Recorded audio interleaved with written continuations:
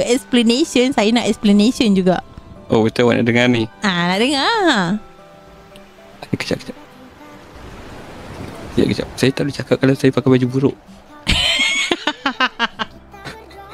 Buruk lah, awak memang tengok baju saya ni. Tak apa-apa je budak ni pilih. Apa benda? Siapa pilih baju awak, sayang?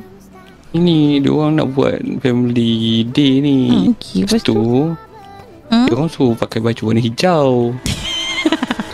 Baju ulat belencas saya tengok baju ni. Awak kutuk ulat ke sekarang? Tak, saya tak kutuk ulat, kutuk baju ni. Awak cakap betul-betul. Awak jangan kutuk ulat Tak, ulat baik.